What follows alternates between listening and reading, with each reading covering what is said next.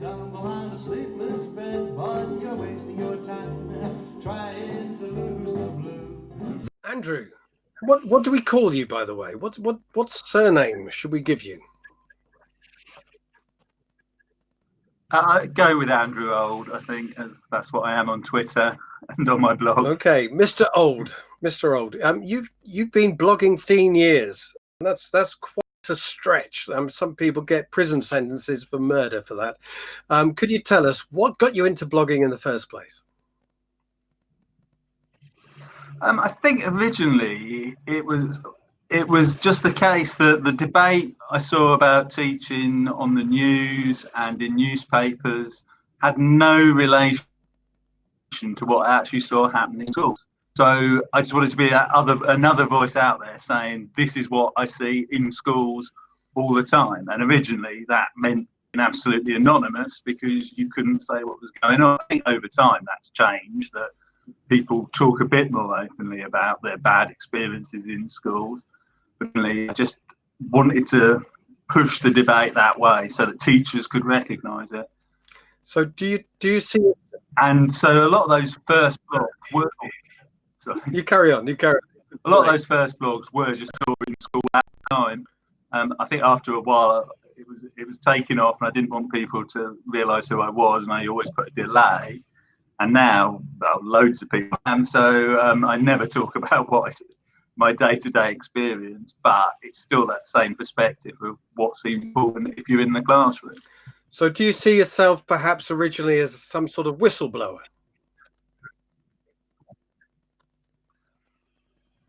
There was an element of it, yes, because you would have these stories about how behaviour in schools was generally very good. I mean, the bad behaviour was just an exception here or there. And then you could go into your average comprehensive and see lessons stopped by ridiculously bad behaviour. And it didn't match up to that public dialogue. And there was a lot of prep teachers to say that they hadn't ever seen bad behaviour in a class. I think it was quite a different culture back then, because there was this emphasis that all bad behaviour resulted in bad teaching or from unmet needs. And at the moment, I think there is more of an awareness that behaviour policies in school matter, and you can have a discussion about behaviour policies. I also remember back then being told quite a lot that the schools with a reputation for good behaviour must be doing something wrong. They must be being too strict, or they must be selective. So back then, yes, I did feel like I was giving, that I was telling people what was going on. Right. And what sort of response did you get in the early years, and how has that changed, do you think? I think the big change has probably been the rise of social media apart from blogs. To begin with, there were perhaps things like the TES forums where it was mainly discussion. So to begin with, there was a bit of a phase where most of the response was from teachers, and they were saying, "Oh, thank you for sharing this. This is what I experienced." And then moved on to Twitter. There was a phase when the early adopters on education Twitter were mainly managers and consultants and educationalists. And then I think it was a phase of, who on earth is this teacher saying these things are happening? I swear they're not happening. Honest, they definitely don't happen in my school. And then as more and more people to Twitter, I think that shifted, and now probably the majority of people involved in conversations on Twitter about education are probably teachers. But I think there's still pressure not to talk about certain topics and not to suggest that policies aren't working when they're policies that everyone's meant to agree with.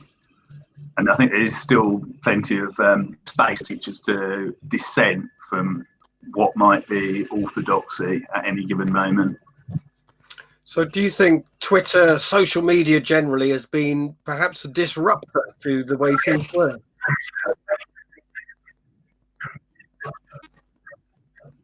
definitely. I mean, I cannot imagine the Steer report today, because if you put the Steer report, this was a behaviour report commissioned by the government in the noughties.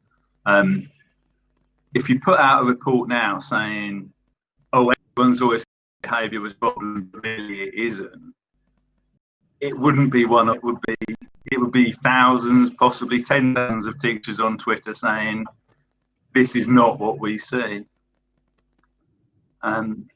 That said, a culture's come back where teachers don't feel they can freely say that, and sometimes the debates on Twitter sort of feed into other parts of the world where teachers feel they can't really speak up and speak on their name. But I think it has changed. I think there's a lot more honesty now about what goes on in schools, and possibly less of a rigid debate where people say, well, there's politicians on one side and then everyone in education on the other side all agreeing with each other. And I think now with social media, you can really see that different jobs in education lead to very different attitudes. I mean, even, different views between managers and teachers that aren't promoted, but different educationalists and those that actually work in schools. Different views between those that teach subjects and those that have a specialism like SEN or something like that, or cross subject range. And I think perhaps a bit more distinction between different subjects. I mean, well, the difference between good maths teaching and good drama teaching is not something that's trivial. It's not just a little detail that the same basic techniques work. Right. So, I mean, certainly with different subject areas and different roles in schools, people have different opinions. But within those areas, people have a wide range of opinions as well. How do we find out what is right in school teaching, or is there room for a range of different viewpoints? It depends on the precise details of it. There are some things that are just a matter of fact. There are some things where people say, well, these ones every time, and then you go into the classroom for your next lesson and you realise that nothing like that happens. So when people that kids only misbehave because of a root cause, and we can find that and identify that, we know if we teach kids that sometimes they behave just for the hell of it. It doesn't, it's not to be investigated. So some claims, it literally is just, you can see it easily.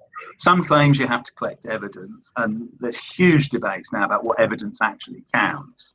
And a lot, I think now, is just arguing from authority. People say, here's an education, that must be what's true. We can't debate it, particularly if you're just a teacher. But then, on the other hand, there are legitimate differences in moral values that can't be resolved just by looking at evidence. There's different opinions that perhaps are so fundamental that you can debate them philosophically. I certainly think some debates in education come down to views about human nature.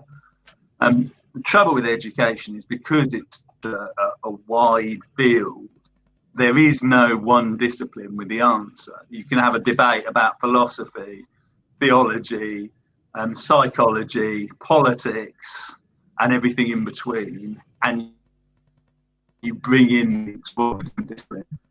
So just knowing, what is the relevant way to argue is often a cause of disagreement.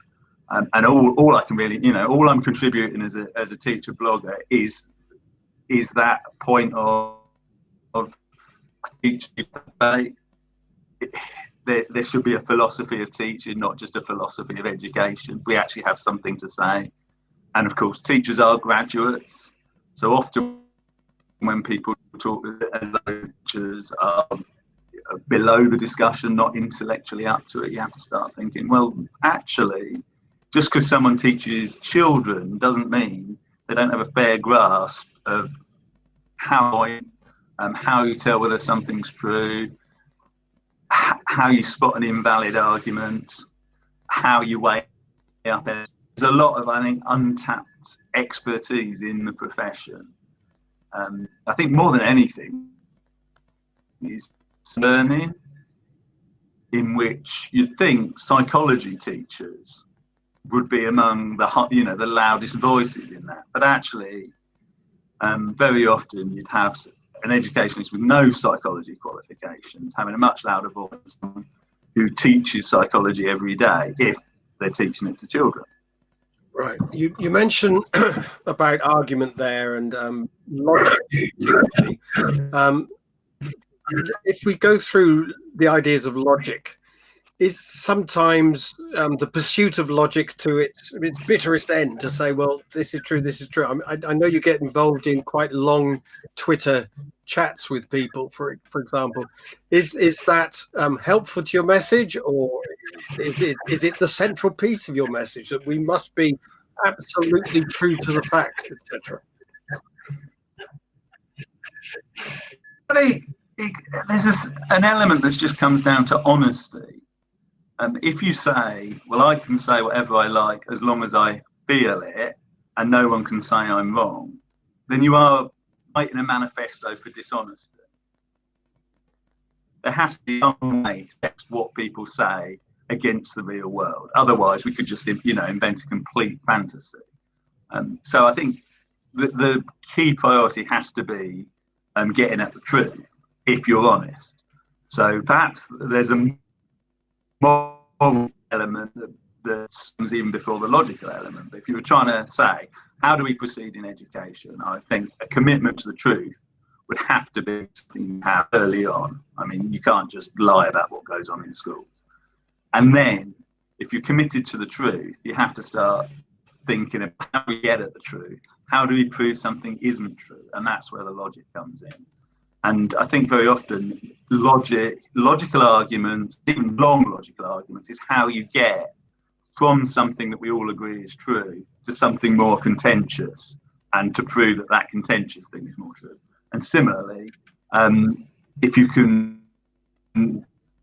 if someone statement, it's logic that tells you what you need to disprove it, or any kind of statement.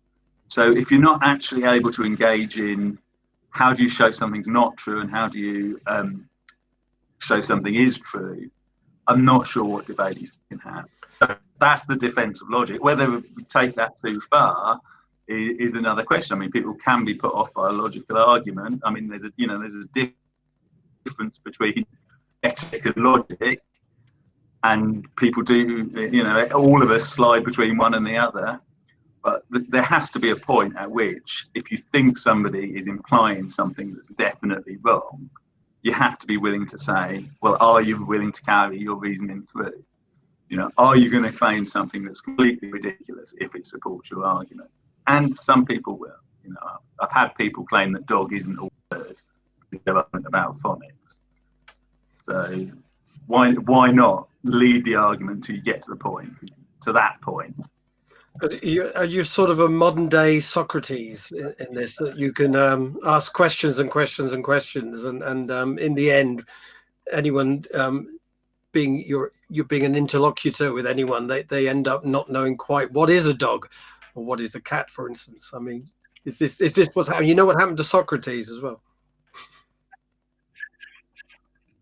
Well, that's what I was going to say. I don't really identify with Socrates, except perhaps that some people want me to drink hemlock. Beyond that, I think it's more a case of why not try and restrict our arguments to what we think is actually true, what we can show to be true. I've a real resistance to people that they think it odd if you have some certainty in your views, as if it's quite normal to say things you're not sure are true at all, and then dissemble. I think we owe it to ourselves to think through our own views logically, and then if someone challenges those views, that's interesting to me. That's interesting, and if that means you have to start exploring, how did people get there? How did they over the problems with it? Do you have a rational reason for believing it? I think that's more than asking a question. That's how you how you develop your own ideas. Right. And in terms of certainty, there's I was reading, I think it's Spiegelhalter, the scientist who's done a lot on statistics, and he was talking about certainty and saying you can't be totally certain in the world of statistics, for example. There are different ways of seeing the same things. So how do you deal with uncertainty in the world, but certainty of viewpoint about that uncertainty, if you like? I think by precisely saying the basis on which you believe things. I mean, although you can always say statistics cannot ever be 100%, if you can make predictions and the data might come back that makes you think, well, if what I said was true and this data came back, that was a 1 in a million. It's, you know, if you say something's impossible and the data says it happened, that is a reason to revise your views. I mean, it is a problem because it is all everything in the world. It's probabilistic. You actually have to crunch the numbers, which is quite convenient for me as a maths teacher. But I know people often stop. People wonder what is good or bad evidence, and try and come up with rules of thumb that don't actually consider that, depending on the nature of the argument, one bit of evidence, one example might prove a point, and sometimes you need millions of examples to prove a point. So yeah, I mean, there's always uncertainty, but the whole point of statistics and mathematical reasoning is at least to put bounds on how realistic it is, or unlike. I think sometimes with teachers, people tend to think that even if you see something in 10 different schools, it might still be incredibly rare. And yet, if you don't, it depends how many schools you've been in, but if someone says something very rare and you work in 10 schools and you see it in 10 schools, there's a mathematical argument there to say it's not incredibly rare. In fact, if you see something in 10 out of 10 schools, it's fairly improbable that it isn't quite common. I mean, it's a small sample and it's not a random sample. So I think there is that. You have to know how to interpret statistics and not just a handful of things. So is this something to do with the... Not everything comes down to a statistical argument. Right. Is this something to do with the way maths is taught in schools in this country and perhaps other Western countries? That doesn't get this across perhaps to people, or is it because we specialize too early, or is it because maths is too difficult for people to understand generally? I mean, what is the state of maths teaching in British schools, do you think?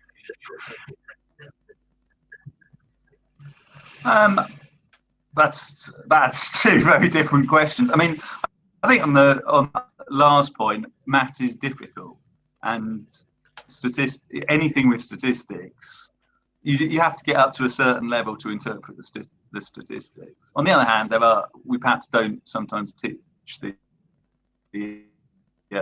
back of an envelope technique to get an idea of whether something's plausible or not. In terms of maths teaching, I don't see the point of maths teaching to be the ability to interpret statistics. I think that is, that's just one small part of it. So I wouldn't draw, great visions. Often we fall for bad arguments based on statistics from maths teaching. On the other hand, core of maths is things that we teach in maths that we should be able to apply to the real world. But you have to learn how to do maths well before you learn how to apply it well. So, there's a hierarchy in. Perhaps we often have to concentrate on teaching the basics in maths before we teach the application. And my degree was pure mathematics, so there's in there in quite apart from any practical application. Okay. Well, would you say the same about when you read something that says you should do drama in order to learn self-confidence or how to make a presentation? do you think that's giving you your subject, even though those are practical skills, you think that your subject for justification, or is there something of value in there that isn't just as instrumental? Yeah, well, I mean that's a whole other ball game, isn't it? I mean, you can teach people through using drama techniques, I suppose, to present themselves well, doing speeches, etc., and from that can grow confidence. I don't know whether that is the purpose of teaching drama. And like you say, it's not necessarily the purpose of teaching maths to make people able to deal with statistics in the everyday world, but perhaps it should be.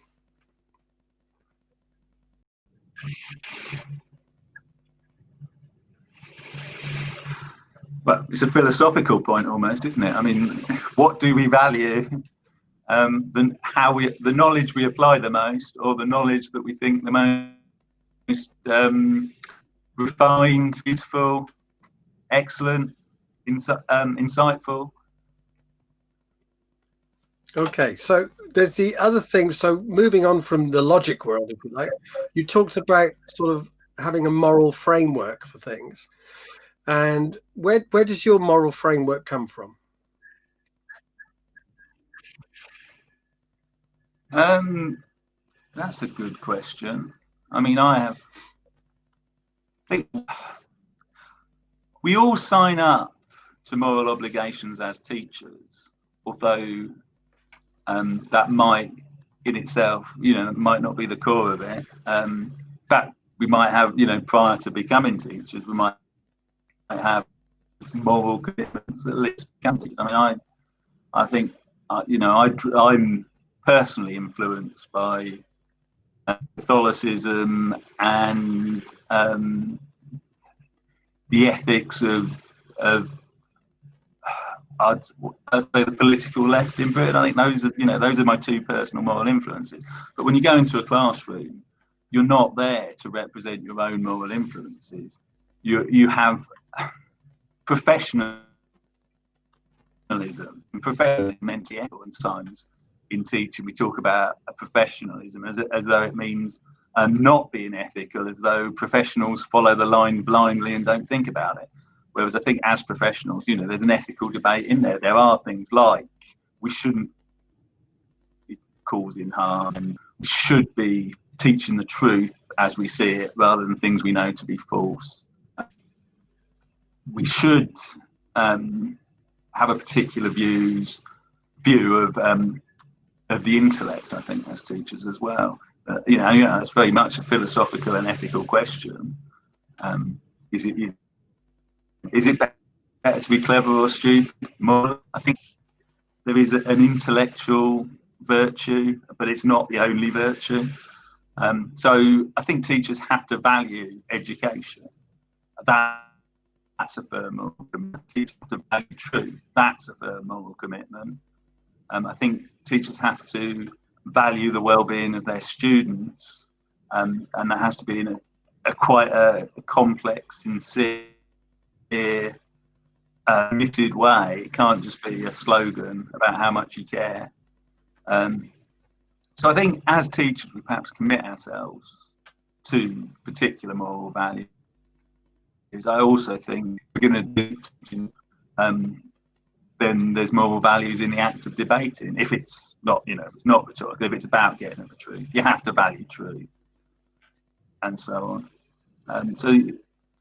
But in the act of arguing about teaching, I think there's a moral purpose to teaching that we have to commit to, and I think there's a moral element to why we debate and what we're aiming to get at. Now, you used to, I think, run a website, Labour Teachers, or you certainly took that on at some point. What do you think of the state of... quite a while ago. Yeah. Very well. Labour Party and back in since then. So Labour Party has changed. And I think that website has now been deactivated. Right, okay. But can you tell me, what do you think of the state of the Labour Party in terms of its education policies at the moment, if indeed we actually know what they are? I haven't heard anything much on education, so it's hard to say, isn't it? I mean, there's easy issues like making free school meals available in the holidays. I can support that, and that's fine. But that's not a policy on what is the value of education.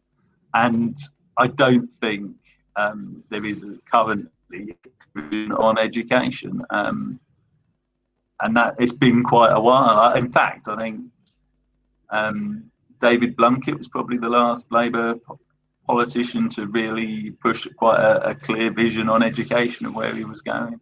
There hasn't been a clear vision since then. I think part of that is there's a lot of debate about structures, perhaps naturally for a party that is stronger in local government than national government. That's suddenly you see the moral rate, the moral value of having local government involved. But I think there's also a bit too much faith in the party of left of centre activists who are coming from quite a privileged position when it comes to education. So I'm always, the thing that I think a lot of teachers get annoyed by is a debate about education with no teachers in.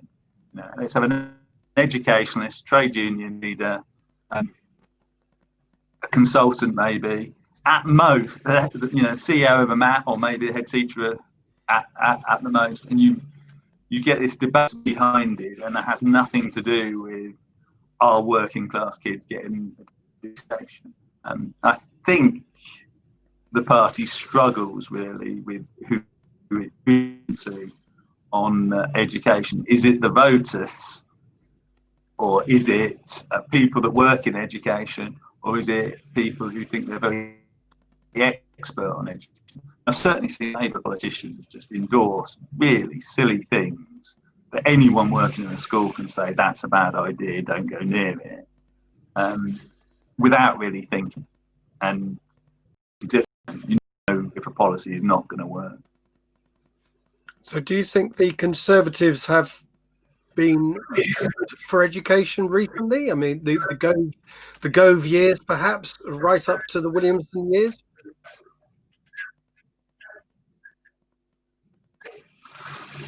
I think, you can argue that post-Blunkett, the most clear vision of education was Gove. I'm not convinced you can say any other direction. Particularly when Theresa May was Prime Minister and it was all about grammar schools. Grammar schools is not a debate. People in schools have half as much as who are just very political. So, and that goes for right and left. I can't really. I can endorse some of the things Gove did. I can endorse the attempt to get rid of silly qualifications, the attempt to have exams be more vigorous, the attempt to get rid of endless resits, and the changes in the rules that stopped people overturning exclusion. So that I'm fine with. But since then, you think of one initiative after another. Remember character education at one point, and setting up a professional body of teachers that then was taken over by non-teachers. Just a shambles there, and obviously the most recent thing over the algorithm. So yeah, I'm really not convinced that the Conservatives know what they're doing on education. These are difficult times. Possibly the strong they have is that they've had a school minister who's been there for years and years. Well, COVID. Yeah, well, I'm not sure anyone knows where things go from here. COVID certainly made a big effect. Can you see any way that the exams could go ahead in 2021 in the same way as perhaps they went ahead in 2019, or do you think certain changes will have to be made to the exams to alleviate the problems that some kids have had not such a good education in the lead up as others? I think that we already adjust exam results to be roughly the same from year to year. So even if, in terms of what happens on the exam paper, students are a lot worse, they're still going to get comparative outcomes. Comparable outcomes. So it's not that the system would necessarily already, as it is, just mark down everyone that missed a bit of their education. There is an issue over equity, though, that some people have had more of an education than others. But the point of an exam result is not to make a judgment of worth to give everyone equal results. It is to reflect what people actually learn. So while I can think of a few minor changes that perhaps could deal with the random nature of what topics people have, perhaps a choice of questions in some exams, so that if you missed a particular topic, it doesn't hit you massively. I don't think there's much of an argument for saying, let's readjust all the exam results so they don't actually reflect what you learn, and people that haven't learned much don't lose out. I think that's shooting the messenger. What good is an exam result if it isn't actually related to what you learn, even if it's not your fault that you didn't learn it? So you're talking about a sort of moral framework, and you mentioned Catholicism as being important there. And I'm interested, obviously, speaking as someone who's a non-believer, about truth and how you square truth with something that for some people is palpably not true, or potentially not true, perhaps a bit more of an agnostic position. So how can you square this sort of idea of the pursuit of truth with Catholicism, which is about truth, but a truth that lots of people perhaps see as not being true or not being at all possible?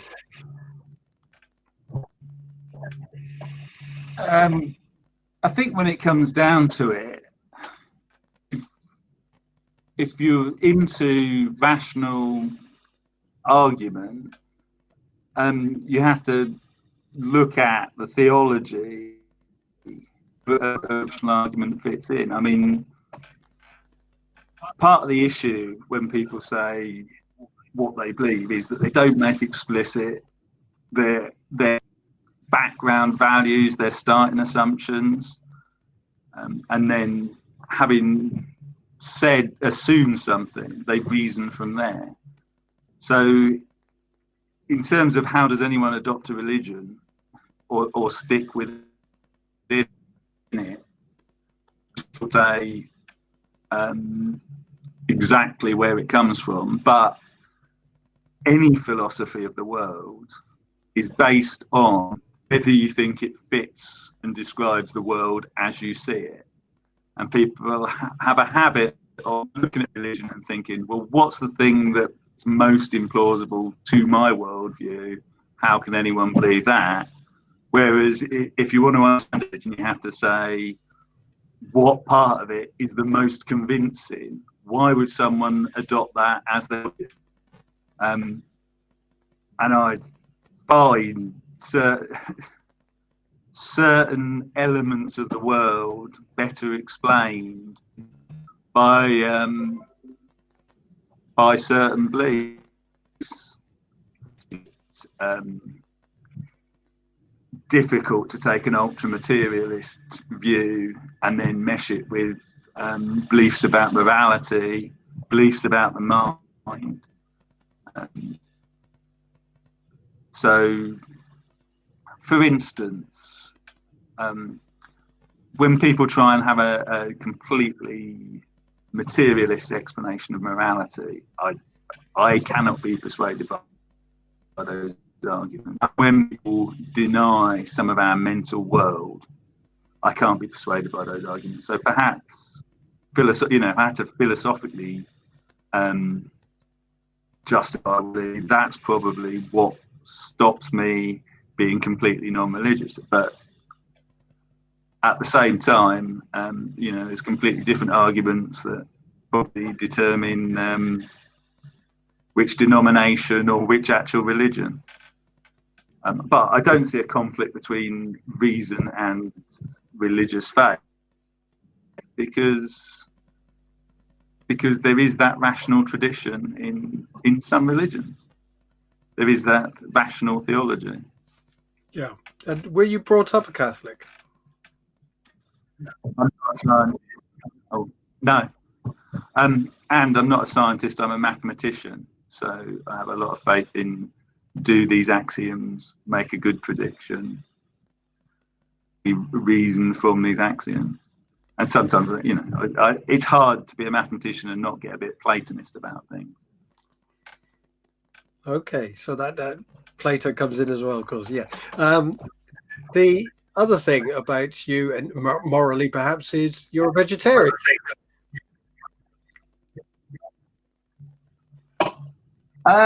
Yes. That's just to focus on. Yeah, well, you've definitely for things I don't normally talk much about. Yeah, I'm not particularly evangelical about vegetarianism, but and possibly not quite as strict with it as I should be. But what made you? My shoes are made of leather. And, that's a line in a song, I believe. Have you? But you're known for liking vegetarian curries. I mean, that would be my way into that. Can you? Is it a moral choice about vegetarianism? Is it about taste? Is it a cultural choice? What made you choose to be a vegetarian? What's the? I think originally it was a moral choice, but when it's now 20 years later, it's hard to quite remember. Really, it's just what I did. I think now, yeah. So it's not something I necessarily justify philosophically. I just, now meat doesn't particularly appeal to me. Right. Yeah. And in terms of politics, in terms of religion, in terms of culinary taste and all that, we're finding out different parts of the Andrew Old that perhaps comes across on social media and on the blogs, where he's the scourge sometimes perhaps of some people on social media. If you were ever to look at perhaps the people you argue with on social media and hold out a hand of friendship, what do you think the ways of bringing? We have more in common. The famous phrase, the Joe Cox phrase, we have more in common than we have that sets us apart. What are the things that can pull together the profession and the social media profession on social media, not just in this country but around the world? What are the things we have in common that could actually help us do that? The profession.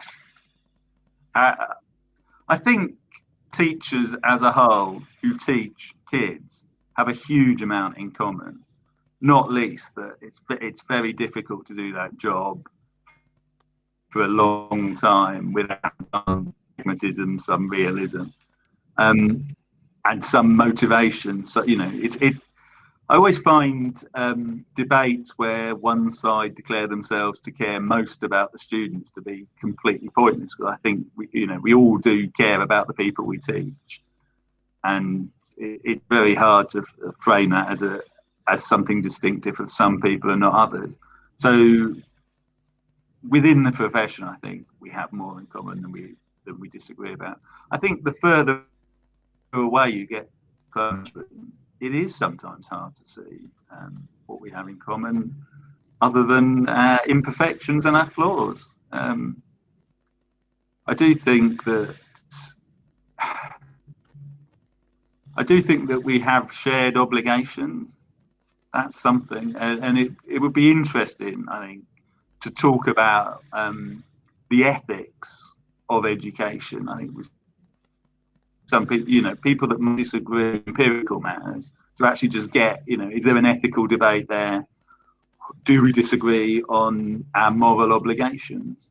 And that's often something people are very reluctant to get into. Right? I mean, you've pushed me into discussing ethics or where morality comes from. more than I think most people do in education discussions. So, as I say, I think with professions, shared responsibilities, a shared concern for those who teach. But in the wider education debate, it would be interesting to know where people are coming from, and I'd quite like to find out. But I certainly couldn't jump ahead and say, well, we must agree about this, because whenever I assume nobody could disagree with something, you 15% of people on your Twitter disagree with it. Right. It's like opinion polls. There's virtually no question in opinion poll where one opinion doesn't get 15%. And sometimes you just have a look at it and think, really? Really? Brilliant. Andrew, it's been fascinating to talk to you this morning over here, and it's good to see you looking so well, sir. And thank you for joining us on It's Your Time You're Wasting. You can run and hide, but you will find that where you go, the blues go. You may think you're winning.